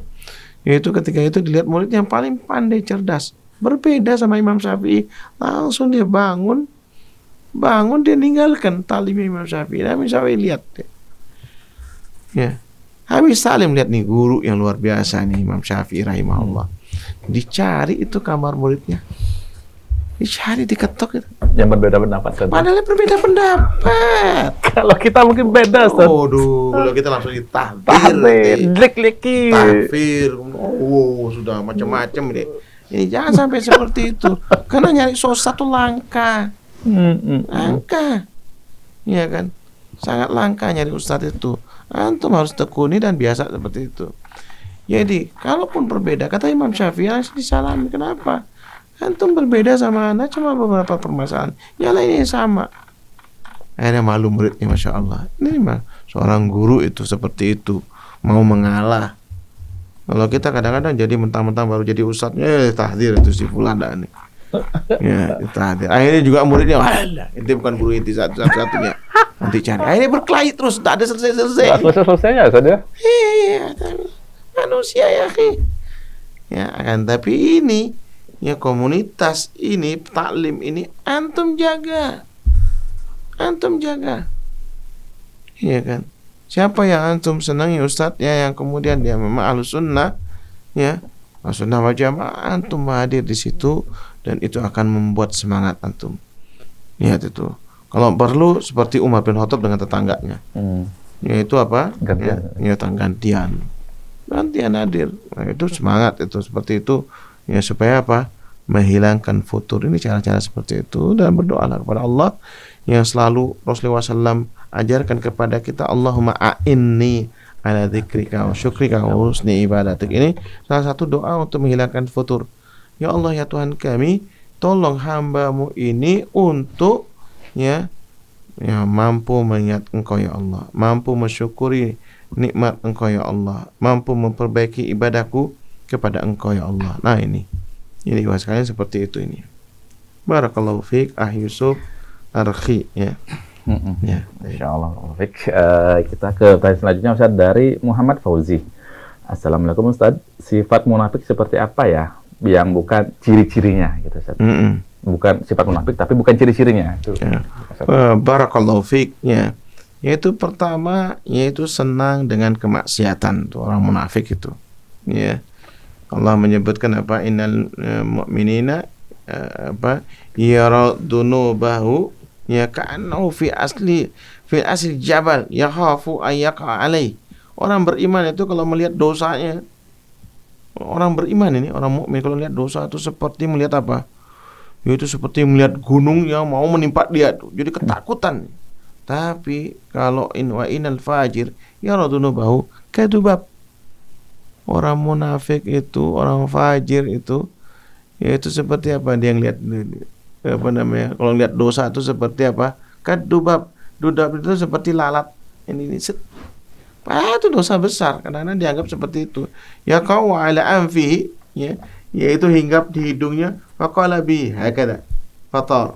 Kemudian dia terbang. Ini ciri orang munafik, senang dengan kemaksiatan. Ya, senang dengan kemaksiatan. Ya. Ini maksudnya ya, seperti apa Ustaz? Ya, sifat munafik ini ya. Yaitu senang dengan kemaksiatan sifatnya. Kemudian benci dengan ketaatan. Ya, benci dengan ketaatan. Wala yunfiquna illa wa hum kafirun. Orang munafik itu juga ya, yaitu benci dengan ketaatan. Sebaliknya. Ya, sebaliknya senang dengan kemaksiatan, benci pada ketaatan. Itu sebaliknya. Na'udzubillah min dzalik ini. Ya. Lalu yang ketiga malas melaksanakan sholat. Ya, malas melaksanakan. Innal munafiqina yukhadi'un Allah. Ya. Orang munafik itu berupaya menipu Allah Subhanahu wa taala, wa huwa khadi'uhum, padahal Allah menipu mereka. Wa idza qamu ila shalah, ketika mereka melaksanakan salat, qamu kusala, mereka bermalas-malasan. Yura'unan nasa wa la yadhkuruna Allah illa qalila. Mereka riya, ingin dilihat orang saja, ingin dipuji orang saja, dan dia tidak mau mengingat Allah kecuali sedikit. Dan kata Rasulullah SAW, ciri yang paling jelasnya itu ketika sholat isya dan subuh. Inna askala salatin lil munafikin, kata Rasulullah SAW, sesungguhnya sholat yang paling berat dilakukan oleh orang munafik itu sholat isya wasubhi fi jama'atin, sholat isya dan subuh berjamaah. Sholat isya dan subuh berjamaah, bukan sholat lainnya ya. Jadi sholat isya yang subuh dan berjamaah. Kenapa? Law ya'lamuna ma fihi ma la atauhuma wala kana habwa. Orang munafik itu oportunis dia. Kalau menguntungkan baru dia jalan dia. Kalau orang munafik itu tahu itu keutamaan sholat subuh, sholat isya dan subuh berjamaah, dia akan datang untuk sholat walaupun dengan cara merangkak. Sakit-sakit dia mau datang. Itu orang munafik tuh yang oportunis. Dia mencari kalau ada untungnya baru dia cari dia. Itu orang munafik itu. Kenapa sholat isya? Sebab kalau sholat isya itu biasanya begini Mas kan. Orang kalau duhur dan asar itu di kantor. Maka dia memang kadang-kadang lama-lama dia sholat sambil makan sekalian kan gitu. Sambil istirahat dia di kantor itu, di masjid dia kantor dia lama-lama dia balik lagi situ. Biasa seperti itu. Ya kan? Sholat maghrib, ayo langsung pulang dia, mandi dia karena jamaah di masjid rame, dia mandi seger dia. Habis sholat masjid, habis sholat maghrib dia pulang, nggak ikuti taklim. Biasanya maghrib itu taklim itu, dia pulang ke rumah, makanlah malam di rumah. Akhirnya apa? Perutnya berat, Mas mau keluar. Nah, makanya kenapa itu? Kenapa sholat isya yang diberatkan sama orang lain? Seperti itu. Jadi dia langsung dia, aduh mau sholat ini, akhirnya lalai dia. Kadang-kadang dia sampai kemalaman, lewat pertengahan malam itu sudah lewat waktunya isya, nggak boleh itu. Nah itu sholat subuh, apalagi sholat subuh, aduh sholat subuhnya bisa terbitnya matahari, bukan terbitnya fajar nih. Nah ini yang bahaya nih. Nah ini kadang-kadang seperti itu. Jadi malas melaksanakan sholat juga. Kemudian juga ini orang munafik juga dimasukkan juga yaitu dia malas berinfak. Makanya dimasukkan oleh Allah di surah Al-Munafikun itu. Di ayat terakhir itu, anfiqu mimma razaqnakum min qabli ayati ahadakumul maut. Allah perintahkan hendaknya kalian berinfak dengan apa yang kami karuniakan rezeki kepada kalian sebelum kalian didatangi dengan kematian. Fayaqula rabbi laula akhartani ila ajalin qarib. Orang munafik selalu dia bilang apa? Ya Allah, tolong ya Allah. Mundurkan sedikit umurku ya Allah. Aku ingin bersedekah. Kemudian aku termasuk orang-orang yang saleh. Wala yu'akhirullahu nafsan idza jaa ajaluha. Allah tidak akan mengakhirkan seseorang itu kalau datang ajalnya. Ini sifat orang munafik, suka menunda sedekah. Tarik lagi. Orang mau kasih, tarik lagi. Sampai orang itu nunduk sama dia, sampai nyembah dia. Ya Allah. Ini munafik kan, antum enggak usah datang ke dia. Orang munafik ini. Biarkan dia makan lu tuh, tak bilang. Iya kan? Sampai dia mati, suka nunda-nunda sedekah itu. Padahal dia mau sedekah, orang disuruh hormat dulu, disuruh tunduk dulu, suruh taat dulu, suruh membenarkan dulu apa semua omongannya. Sampai nyembah-nyembah baru kemudian ini orang munafik seperti itu sifatnya. Naudzubillah min dzalik. Kemudian orang munafik itu memerintahkan perkara yang mungkar dan melarang perkara yang ma'ruf. Al munafiquna wal munafiqat ba'dhuhum min ba'd ya'muruna bil munkari wa yanhauna 'anil ma'ruf. Orang munafik laki-laki maupun perempuan, dia selalu mengajak orang berbuat mungkar. Lalu mencegah orang berbuat kebaikan itu. Wa yakbiduna aydiyahum nasullah fanasiyahum innal munafiqin humul fasiqun. Kemudian dia selalu nih dia tidak mau dia ini. Dia pelit. Pelit. Orang-orang munafik itu sifatnya juga yaitu pelit betul. Ya, naudzubillah min dzalik. Sekali dari sifat-sifat orang munafik ini. Ya, naudzubillah min dzalik. Karena Allah akan melupakan dia. Artinya apa? Udah ditinggalkan oleh Allah Subhanahu wa taala. Ya, ditinggalkan oleh Allah Subhanahu wa taala. Ya. Barakallahu fiik ya Muhammad Fauzi. Ya, hafizakumullah. Ya. Baik Ustaz. Ada pertanyaan lagi Ustaz? Udah masuk belum ya? Pertanyaan. Udah masuk belum pertanyaan? Sudah. Oh deh, baik. Anda bacakan lagi Ustaz, Anda bacakan aja. Assalamualaikum Ustaz. Saya ada pertanyaan ini dari salah seorang umat Ustaz. Saya mencintai dan menyayangi seorang pria yang telah beristri dan umurnya jauh lebih muda dari saya dan mempunyai 2 orang anak yang masih kecil. Saya sendiri seorang janda Ustaz. Saya sadar hubungan ini tidak bisa diteruskan kecuali dia berani bertanggung jawab menikahi saya secara agama. Apa yang harus saya lakukan Ustadz? Haruskah saya melupakan dia walaupun berat dan sakit hati? Saya tidak tahu apakah ini cinta buta ataukah saya kena guna-guna karena setelah 10 tahun menjanda baru kali ini saya mencintai seseorang lagi. Awalnya dia kerja di rumah saya sebagai kuli bangunan dan dari sana hubungannya berlanjut. Mohon bimbingannya Ustaz supaya saya berada di jalan yang benar. Syukron. Ya Allah. Baik. Barakallahu fiik ya. Kepada ibu ya. Fulanah maksudnya. Ya, kenapa? Fulanah ya. Ibu Fulanah ini memang ya tujuan pernikahan dalam Islam memang untuk menciptakan yaitu hubungan suami istri yang harmonis, membangun rumah tangga. Ya, yang sakinah, mawaddah dan rahmah. Ya. Namun ada kalanya terjadi masalah-masalah dalam rumah tangga. Ya, dalam masalah rumah tangga. Ya, saya tidak paham ibu menjanda karena kematian suami atau karena bercerai. Ya, kita tidak tahu. Ya. Apalagi sudah menjanda ya 10 tahun, ya 10 tahun.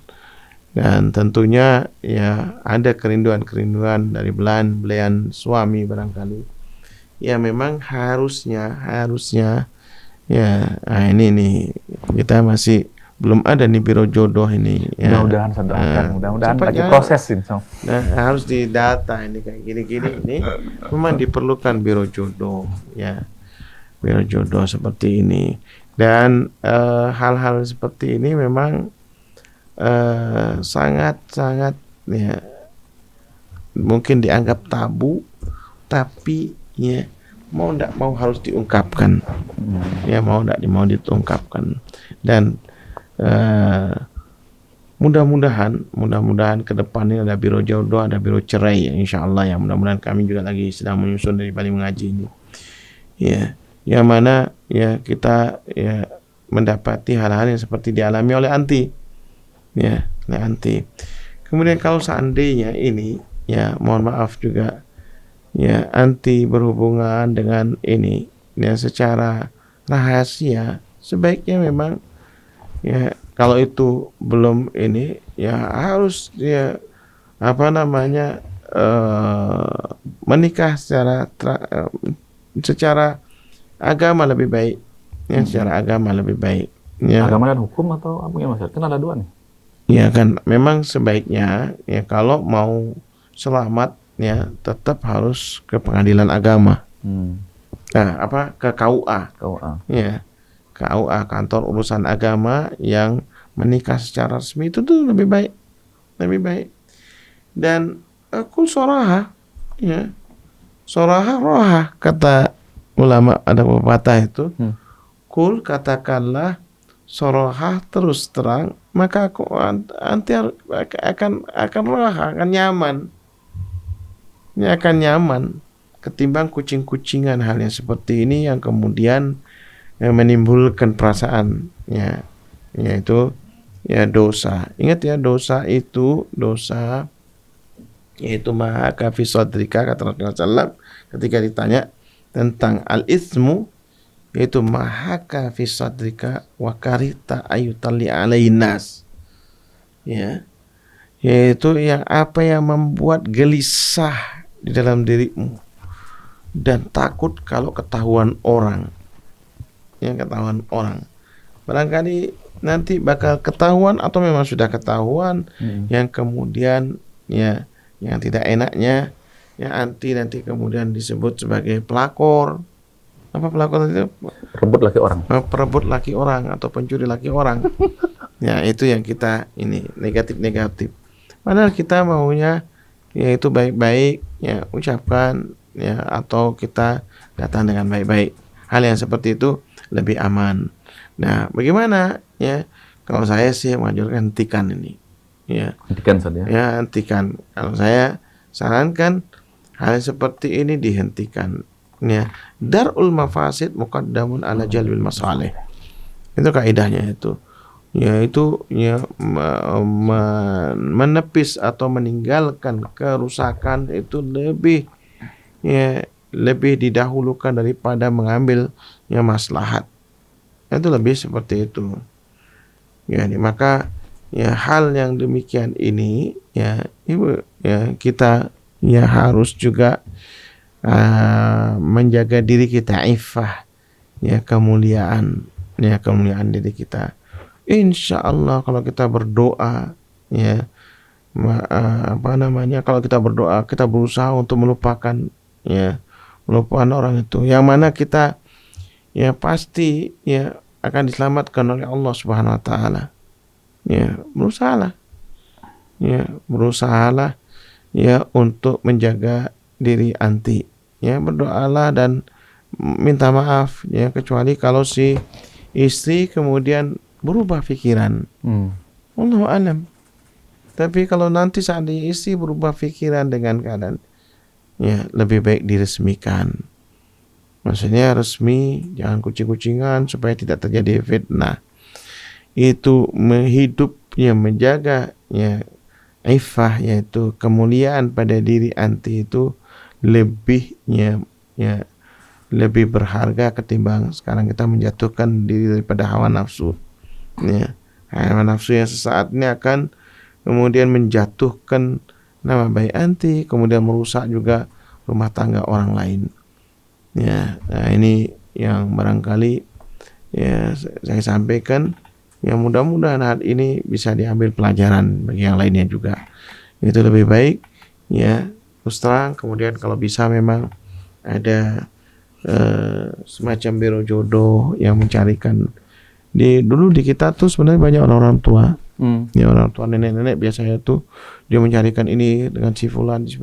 Sekarang sudah tradisi ini dianggap ya kurang ini sekarang. Ya barangkali mungkin biro jodoh ya beberapa ustadz ya kita punya biro jodoh, kemudian kita ya bisa bentuk ini dan mudah-mudahan sesegera mungkin ya kita akan buat terutama di daerah ya di daerah barangkali ya memang atau lintas daerah mungkin lintas daerah kita lagi proses jangan lagi proses ya cepat ini. Ya, udah perlu bulan ini selesai gitu loh. Iya Ustaz. Ya. Dengan cara-cara yang memang lebih islami ya. Jadi nanti semua nyetorkan nama, mungkin ada orang tua menyetorkan nama anaknya. Anak berapa tetangga ini di masjid ini. Kan punya anak perempuan 4. Ya, yang menikah paling kecil. Terus kemudian ya yang belum menikah yang besar-besar ya. Ya Allah, kadang-kadang sedih, kadang-kadang lihat itu. Ya maka coba hal-hal yang seperti ini jangan dibiarkan seperti ini jadi fitnah. Tapi Ustaz, ini ada permintaan dari jemaah, boleh nggak kita menerima telepon langsung Ustaz? Karena ini sudah ada yang siap nelpon Ustaz. Itu ya apa? Tapi mungkin teman-teman kita ada baru nih bagi yang punya pertanyaan yang ingin bertanya langsung pada Ustaz, silakan di 08977532668. Sekali lagi 08977532668. Silakan untuk bertanya langsung kepada Ustaz. Tapi Ustaz, kita ada pertanyaan lagi satu tadi minta banget dibacain sebentar ini dari mana tadi ini. Taib Ustaz, ini dari Roslin kayaknya dari Malaysia Ustaz. Apa hukumnya kita Pak Ustadz kalau kita punya anak yang duda, susah diatur ngelawan sama ibunya? Apa kita salah menurut Islam mengusirnya dari rumah gitu Ustadz? Barakallahu fiik ya. Jadi kalau misalnya kita punya anak ya, ibu ya, mungkin diberikan beberapa pelajaran ya. Namanya anak kita nggak boleh jauh dari kita. Ya, alhamdulillah Allah memberikan karunia kepada kita, dan kadang-kadang memang anak menjadi fitnah, berarti cobaan. Ya, sekarang tergantung bagaimana kita menghadapi cobaan-cobaan ini. Berdoalah, apalagi doa Anda yang sangat dibutuhkan oleh anak. Ya, wallahu a'lam. Ya, dengan doa-doa ini pasti akan ada perubahan-perubahan yang barangkali ya Allah memberikan hidayah pada anak-anak kita ini. Jangan sampai juga kemudian sudah masalah dia duda, ya kemudian kita jauhkan dia dari kita, yang la qadarullah. Kalau kemudian dia mengambil jalan yang keliru tanpa pengawasan kita, malah kemudian dia jadi rusak. Ya, akhirnya siapa yang salah? Kadang-kadang kita lah yang menyesal. Ya, bersabarlah dan berdoalah. Kita memang diuji oleh Allah dengan kadang-kadang dengan keluarga kita yang paling dekat, bahkan dengan anak-anak kita. Jadi berdoalah di dalam sujud Anda, insya Allah ya Allah akan mendengarkan apa yang Anda lakukan. Wallahu a'lam. Allah syukur Ustaz. Taib, kita angkat pertanyaan Ustaz yang sudah masuk. Taib, assalamualaikum. Ya, assalamualaikum. Ya, dengan siapa, di mana? Dengan Habibah di Demak, Pak Ustadz. Oke, Taib, silakan bertanya Ibu. Silakan, kata Ustadz, silakan. Ya, gini. Saya menikah bulan Mei kan Pak Ustadz. Jalannya ini udah 6 bulan. Tapi kenapa ibu kandungku sendiri tuh setelah menikah bilang tidak setuju, tidak suka sama suamiku. Soalnya dia disabilitas tangannya. Apa? Disabilitas. Terus saya disuruh bisa. Taib, gitu aja Ibu. Iya. Taib, terima kasih ya. Iya. Iya, assalamualaikum. Siapa namanya tadi? Ya. Habibah.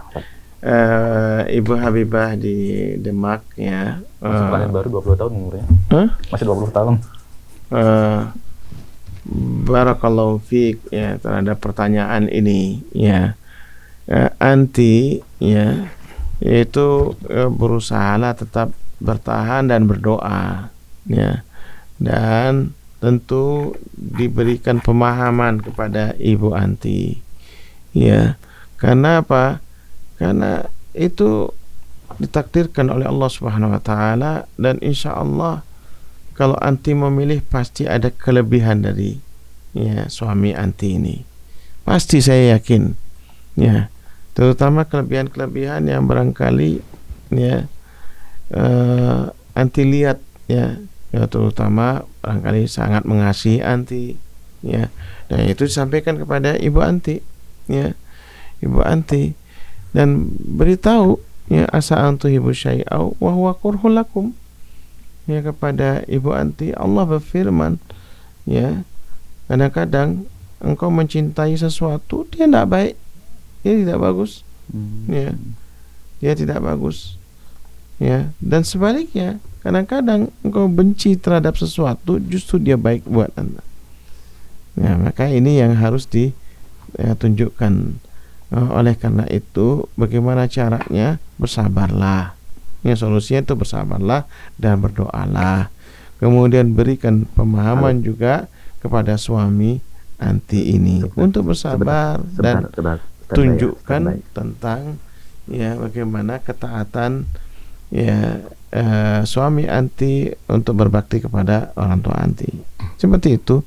Dan saya melihat beberapa banyak wanita-wanita yang berbesar ya, berbesar jiwa ya, menikah dengan orang yang kekurangan, masya Allah, dan suaminya bertanggung jawab. Bahkan ada banyak sekali ya di Timur Tengah yang saya kenal, itu beberapa orang ya masya Allah, suaminya ini istrinya cantik luar biasa, dan bagaimana keharmonisan mereka ini. Wallahu a'lam. Baik Ustaz, jazakallahu khairan. Dan ini ada pertanyaan lagi yang sudah masuk, saya telepon masuk. Baik, kita terima dulu. Assalamualaikum. Iya, assalamualaikum. Waalaikumsalam. Waalaikumsalam. Ustaz. Ya, dari mana dengan siapa? Saya Emma dari Lombok. Baik, Ya. silakan Ibu. Boleh saya bertanya Pak Ustaz? Silakan. Iya, silakan Bu. Yang sudah dewasa, sudah balik, sudah masalahnya kan nggak mau nurut sama orang tua, disuruh sholat nggak mau, disuruh berbakti sama orang nggak mau, sama orang tua nggak mau, kan gitu istilahnya. Terus saya usir dari rumah, gimana hukumnya Pak Ustaz? Barakallahu fiik. Ya, Ibu Emma, bersabarlah. Ya. Doa ibu sangat mustajab insyaallah untuk anak-anaknya. Jangan lupa itu doa yang diajarkan oleh Allah di surah Al-Furqan. Rabbana hab lana min azwajina wa dzurriyyatina qurrata a'yun waj'alna lil muttaqina imama. Yaitu, ya Allah ya Tuhan kami, karuniakan kepada kami pasangan hidup yang baik dan keturunan juga yang qurrata a'yun, yang sedap dipandang mata. Dan jadikanlah kami ini imam bagi orang-orang yang bertakwa. Ya. Ibu jangan lepas berdoa kepada Allah Subhanahu wa taala. Kadang mohon maaf ini Bu, ya kadang anak yang melihat cerminan yang paling dekat adalah orang tuanya. Kalau seandainya kita ya berlemah lembut barangkali kepadanya, kemudian kita berupaya terus mengingatkannya, berdoa sambil kita mendoakannya, ya insyaallah Bu, insyaallah. Ya, jangan sampai juga kita bersikap kasar. Kadang saya mendapat juga ya curhatan dari anak-anak, akhirnya anak-anak yang ini karena dia bersifat kasar karena ibunya yang mengkasari dia, sehingga anak berbalas ke situ dan ada kecewaan barangkali dengan anak.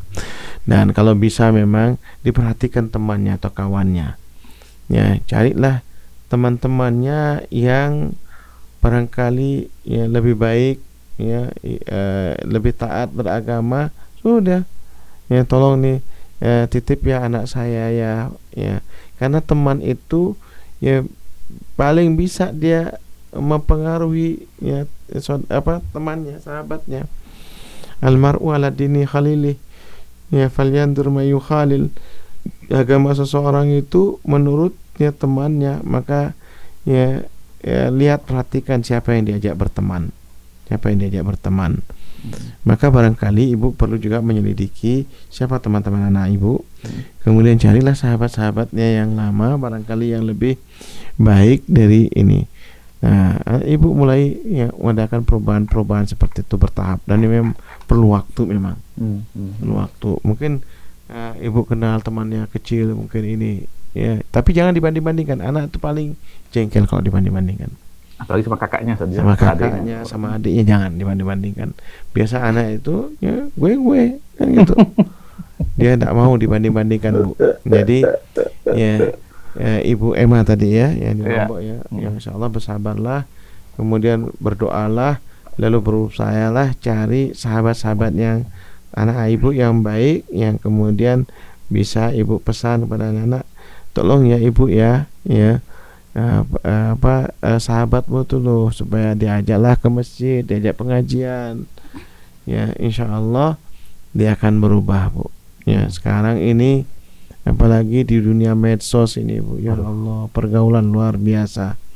Ya bukan hanya ibu ya, tapi juga banyak orang tua yang juga senasib dengan itu tuh banyak.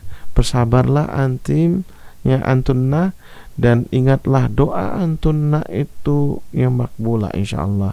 Maka perbaikilah ibadah kita ini kepada Allah Subhanahu wa taala, insyaallah Allah akan memperbaiki keadaan kita dan keluarga kita insyaallah. Seperti itu. Allah. Tapi Ustaz, ini pertanyaan terakhir dan ini kayaknya penting karena berkaitan dengan mu'alaf dari Ulah Hadigung.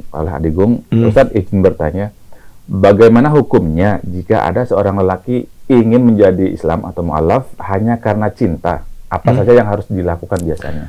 Barakallahu fiik ya itu ya, kadang-kadang juga MCI mu'alaf cari istri ini kadang-kadang. Ini ya. Jadi ada yang seperti itu, tapi bayangkan ya, kalau tidak salah Usama bin Zaid ya.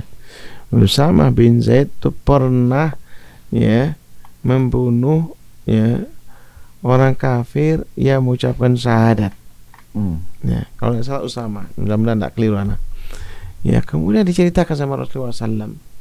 Ini orang mau cari selamat dalam keadaan perang, kemudian dia disikat. Ini ente cari ini aja, cari selamat aja ente nih. Langsung disikat sama dia. Ceritalah Usama ini hubun Nabi. Ya, Usama ini adalah ya apa istilahnya bapaknya adalah ya, cinta Nabi ya, Zaid bin Harithah ya. Sangat dicintai sama Rasulullah SAW karena Nabi tidak punya anak laki-laki ya, artinya punya anak laki meninggal masih gitu. Usama ini Masya Allah sangat dicintai sama Rasulullah SAW ya, sampai-sampai pernah disuruh sama orang ya untuk ini masalah Usama ya, untuk bertanya bagaimana ya ada orang mulia mencuri apa dihukum potong tangannya, katanya Rasulullah SAW. Ini pintar nih orang nyuruh Usama. Orang nyuruh Usama ya, sampai Rasulullah SAW sedikit agak marah gitu, sampai mengatakan kalau seandainya Fatimah binti Muawiyah sarakat la qata'tu yadak.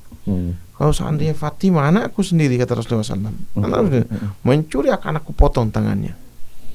Misalnya marahnya Rasulullah SAW untuk ini. Ya, kembali kepada Usama tadi. Usama bercerita kepada Rasulullah SAW, ya Rasulullah, tadi saya begini-begini di medan jihad itu. Ya, ada orang mau saya bunuh, dia mengucapkan syahadat. Lalu saya bunuh aja sekalian dia karena mau menghindar dari ini. Kata Rasulullah SAW, hal syakakta sadrak. Ya, apakah kau belah hatinya? Atau belah dia sungguh-sungguh atau tidak? Ini orang yang mau menghindar daripada kematian. Nah, apalagi kemudian orang mau menikah, iya kan? Ya, cuma dilihat dulu, jangan-jangan hanya sekedar memang ya penjebak ya muslimah. Ini tidak boleh ini. Banyak Ustaz. Banyak yang seperti ini. Ya, tetap saja kalau menikah mungkin karena ini awalnya seperti itu, tapi ya ini hati-hati juga nih, bukan berarti kemudian ini ya. Saya tidak menafikan itu, yaitu boleh kita harus ini lihat dulu, harus dididik dulu, ya harus kemudian ya disadarkan dulu dengan keislamnya dulu. Makanya perlu ada pembinaan itu. Ya, di MCI ini Mu'alaf Center Indonesia itu ada yang namanya caretaker. Ya, tapi kadang-kadang si pengurusnya kadang sibuk sama ini ya, tidak diurus, tidak dibina ini. Padahal ini harus dibina nih. Betul tidak mau menikah? Ada nih pengajian karena itu aja, mau belajar, saya mau menikah, nanti saya mau ngaku nih muridnya si Ustadz Fulan. Padahal dia cuma hanya menjual nama Ustadz tersebut agar kemudian dapat restu dari ini. Nah, ini tidak boleh juga. Dan kita harus hati-hati seperti ini ya, dan diingatkan karena ini masalah ya akidah yang bakal naudzubillah min dzalik. Begitu menikah akhirnya dia kembali kelihatan karakter sebenarnya. Ya boleh, ini hati-hati. Makanya kenapa kata Allah Subhanahu wa taala, lebih baik Anda menikah dengan laki-laki muslim. Ya. Seorang wali nikah itu harus melihat dia kesungguhan daripada, jangan hanya sebatas untuk syarat saja mau menikah dengan ini, akhirnya nanti kebanyakan jadi korban. Ya, kebanyakan jadi korban, akhirnya begitu menikah dia balik kepada agamanya, ini tidak boleh. Maka tetap harus hati-hati di sini. Ya, sebaiknya kalau menurut ana cari wanita laki, apalagi kita muslim ya lebih banyak daripada non muslimnya. Kita kan mayoritas. Kayak kekurangan ini aja Ustaz. Itulah. Makanya ente cepat-cepat buat itu jodoh. Ya, doakan ya teman-teman. Nah itu. Jadi jangan sampai kehabisan stok ya. Masya Allah. Ya, makanya ini ya lebih baik ya. Kalau lebih baik yaitu mencari muslim yang sejati. Ya, kalaupun dia mu'allaf ini dilihat dia bagaimana perangnya, bagaimana akhlaknya, bagaimana ini ya, mudah-mudahan dia menjadi baik ya, untuk dia kemudian dia bertahan dengan agamanya. Karena tidak sedikit mu'allaf seperti ini bahkan lebih baik daripada muslim yang dari lahir. Masya Allah. Itu yang Benar, mana benar, itu. Ustaz. Itu Dan dia lebih jangan. memegang teguh agama Ya. ketimbang yang muslim Karena kita lahir-lahir. nggak tahu. Anda harus bicara di tengah-tengah. Hmm. Ya, bisa jadi wallah dia mungkin kesadarannya dengan Islam, anti penyebabnya, maka masya Allah ada para istri masya Allah muslimah. Ya, dia berdoa, anak melihat aduh ya kawin ya sama bule dan ya Allah sampai suaminya itu luar biasa ahlu masjid, ahlu ibadah, ahlu zakat, ahlu sodakoh, masya Allah barakallahu fi. Dia sampai sabar dia bertahun dia menjaga suaminya, diingatkan sholat, carikan guru ustaz yang bisa bahasa Inggris. Nah, kelemahan kita nih ustaz bisa bahasa Inggris. Nah ini jadi lemah kita nih. Akhirnya masya Allah nih mereka mempertahankan suaminya dan suaminya berubah bahkan lebih baik. Anak berapa banyak kenal dengan bule-bule di sini masya Allah, keislamannya lebih baik daripada istrinya yang muslimah. Nah, Anda tidak bisa menafikan juga banyak sekali bule-bule seperti itu. Wallahu a'lam bishawab. Baik Ustaz, ini juga waktu sudah larut dan bagi teman-teman yang sudah mengirimkan pertanyaan ke nomor handphone atau nomor WA yang ada kami sajikan tadi, insya Allah pertanyaan antum akan kami bahas pada album pekan depan ya, insya Allah seperti itu. Dan insya Allah mungkin pekan depan kedepannya lagi kita akan buka interaktif saja via telepon. Insya Allah. Jadi sekali lagi kami informasikan ya bagi antum yang sudah mengirimkan pertanyaan ke kami tadi, insya Allah akan kami bahas pada pertemuan album selanjutnya. Dan pertanyaan-pertanyaan yang malam ini kami bacakan itu insya Allah akan kami tampilkan di deskripsi album ke-30 yang akan kami rilis beberapa hari ke depan. Tapi Ustaz mungkin ada kalimat terakhir sebelum kita tutup pertemuan pada malam hari ini Ustaz. Barakallahu fikum antum ya, dan kita semua diuji oleh Allah Subhanahu wa taala. Ya, maka ujian itu liyabluwakum ayyukum ahsanu amala. Ya, ujian itu terutama ujian pada diri kita, keluarga kita. Ya, ingin Allah lihat siapa di antara kita yang paling baik amalannya, yaitu yang paling sabar, kemudian selalu mendekatkan diri kepada Allah Subhanahu wa taala. Ya, insyaallah itulah sebuah solusi yang mudah-mudahan Allah ya memberikan ampunannya kepada kita, maghfirahnya kepada kita, dan kita pun semakin baik menjalankan hidup ini untuk bertemu dengan Allah Subhanahu wa taala. Demikian. Baik Ustaz, jazakallahu khairan. Dan untuk teman-teman sekalian, kita akhiri saja pertemuan pada malam hari ini dengan membaca doa kafaratul majelis. Subhanakallahumma wa bihamdika asyhadu an la ilaha illa anta astaghfiruka wa atubu ilaik. Assalamualaikum warahmatullahi wabarakatuh. Waalaikumsalam warahmatullahi wabarakatuh.